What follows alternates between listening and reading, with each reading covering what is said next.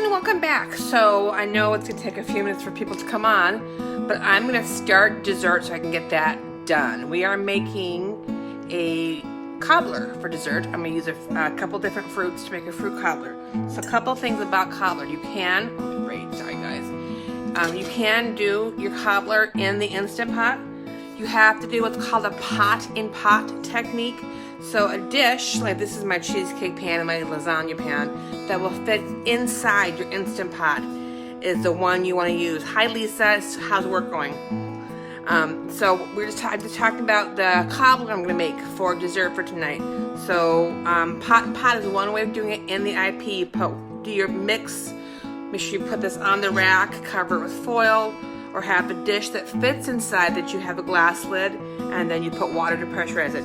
But because I'm doing so many of them, I'm not going to do pot in pot. I'm going to do, I've got these cute little dishes that have lids. And what I'm going to do is just prep them, and then they can bake them for dessert. So I'm going to turn my camera so you can see my space again.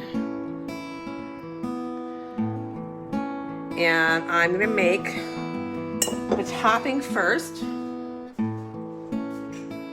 I'm doing a dairy-free version so that I can do this for all three cobblers because Sarah can't have dairy. So this is a cake mix. And then I've got cinnamon.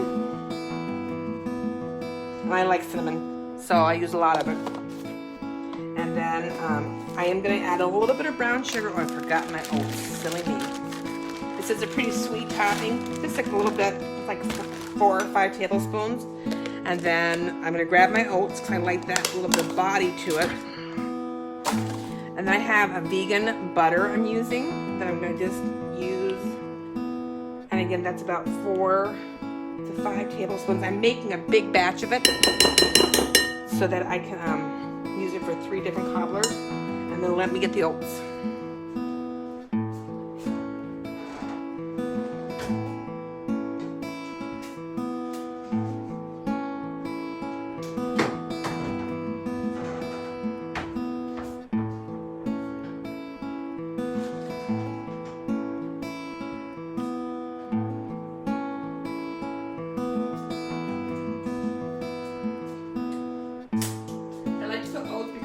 Texture. You don't have to do it. It also gives a little nutrition. As if you need nutrition for cobbler. So I'm going to put about a cup for now, and then we'll decide how much more we need. So I'm going to just take and not make a mess, I hope. I could use my pie cutter too, but I'm being lazy. You know, one of these things. So basically you want it the size of this kind of piece size pieces. And this looks like a lot. If you don't use it all, you can freeze it. Hello, Ulla.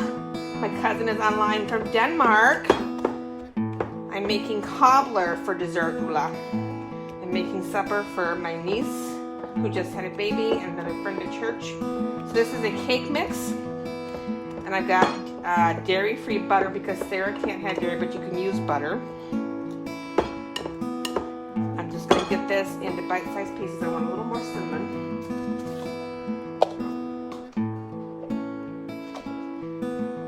Because if you can't smell it, so I'm guessing that's about, and you guys, I don't measure, I'm so sorry, I'm guessing that's about 4 tablespoons of, or 4 teaspoons of cinnamon.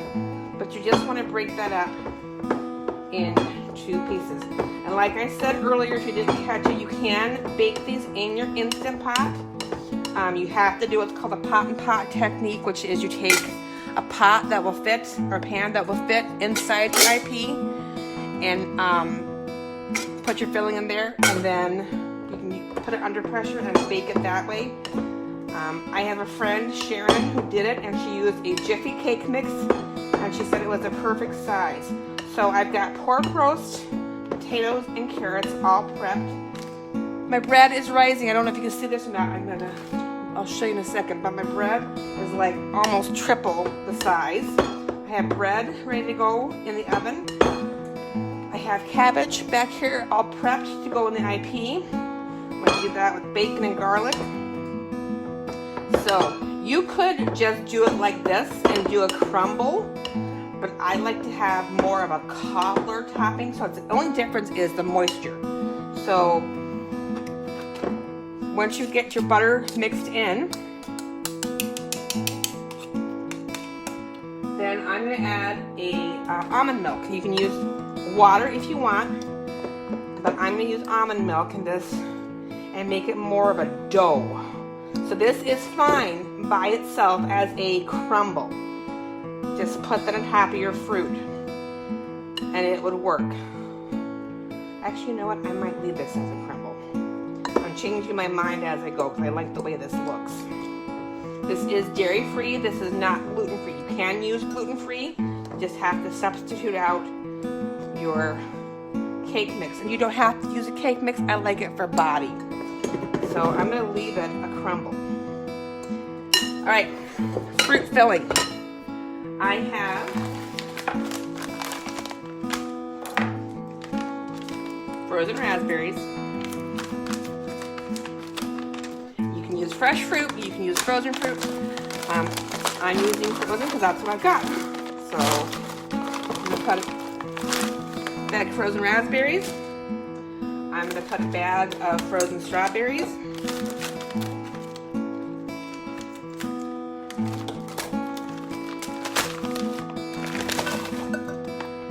And I'm going to leave them whole. And I'm going to put fresh blueberries, but first I'm going to add sugar to this. And I'm putting about a half cup of sugar. This is a cup, measuring cup. I'm putting a half cup of sugar. I'm just going to stir it. And you know, you can leave it frozen because it will bake down. And what that does is it produces moisture, which you want, to give it nice and juicy bottom. So I'm just going to cover these with sugar. And then I have some leftover blueberries that have been washed.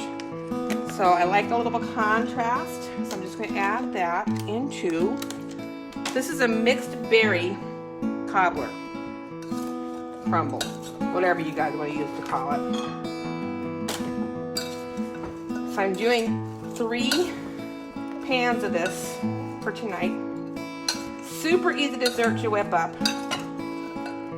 Everything will cook down, so you got to remember when you fill your dishes to fill them pretty full because they will bake down. So my fruit's all mixed up, and if you want super sweet, add more sugar. If you don't worry about how sweet it is, and ignore my mess as I throw fruit everywhere. So that's about 3/4 full. And if you want your berries smaller, cut up your strawberries. You can use fresh, you can use peaches. I'm going to make an apple one for Keith, Sarah, and I because I love apple.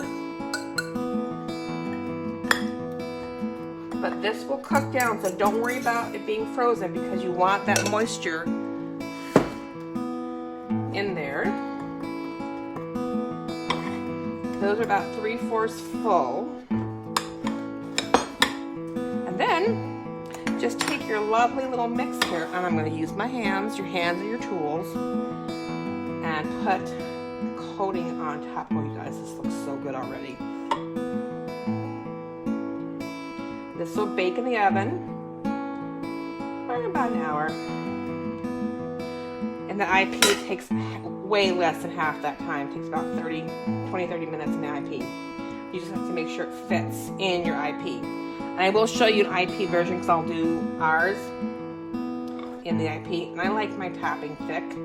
You want to make sure you can see fruit poking through because that's going to produce the juices. So there's one. And if you have leftover topping, like I said, you can freeze it. Making a big old mess here. That's all right.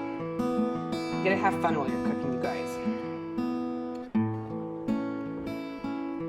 So that's dessert for tonight. Doesn't that look good? Who's hungry?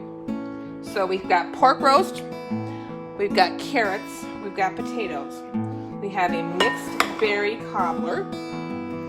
I've got cabbage I'm gonna braise. I have bread. Let me show you the bread real quick. Let me just wash my hands.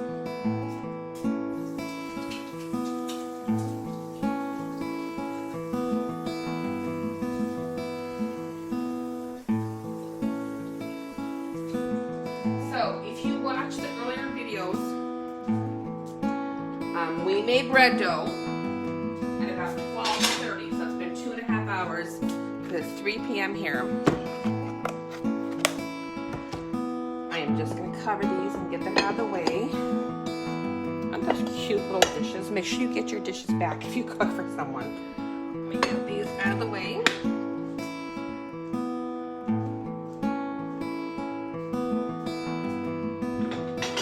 And just remember that if you can cook for someone, it's just a blessing to be able to do that, because people have busy lives and we've got new babies or someone's sick. So if you have the opportunity to bless someone and make them a meal. My mother always said that food was a ministry, and I 100% believe that. So I want to show you that bread, because it's truly that easy to do. Let me get some flour. My portable cutting board's been through a few wars.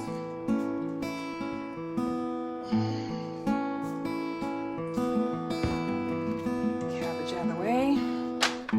I'm hoping you guys can still see everything. Get the milk put away.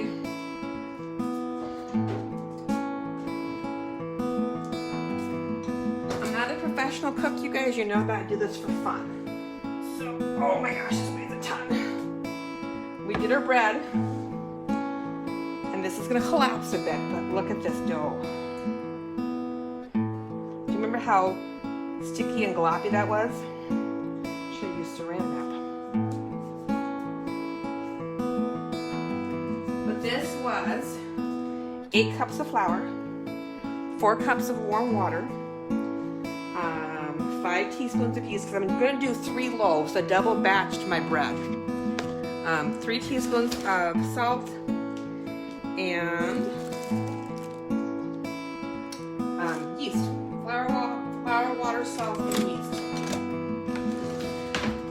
So when you bake this, and look at it's just got those nice air bubbles. Bread is so easy. You should not let bread scare you.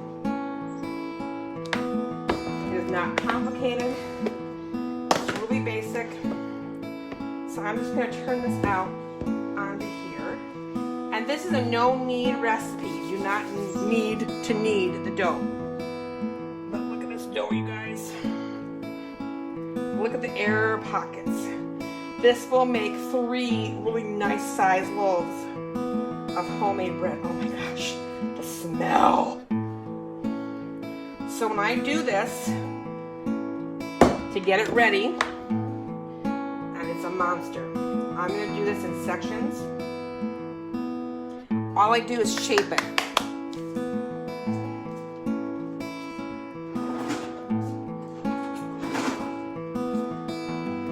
So for now, I'm just going to take one section of it.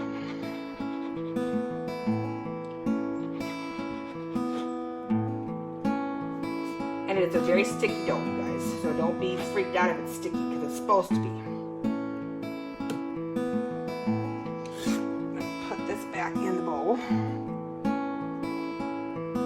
So all I'm going to do with this first loaf, make sure I've got flour. This is why you don't over flour it when you first do it. So I'm going to take it and literally shape it. Just work that little bit of extra flour in there. You're not kneading, you're just tucking in the corners. And then just work it with your hands. You want those pretty little air bubbles. Like singing, when the moon hits your eyes, like a big pop pizza, so I won't sing that song. But just form it into a loaf. It's not perfect. But seriously, that easy, you guys. That's going to sit for half an hour to let it rise just a bit more. I'm going to cover it with a tea towel. And then we're going to preheat the oven to 450. Put it in a hot preheated pan, and I'll show you that step when I get to it. But in the meantime, check in again. We'll do our cabbage. We'll get the gravy done. I'm going to show Lisa how to make gravy in the IP. And I'll show you the bread, because the bread's one of the best things. So Happy cooking, everyone.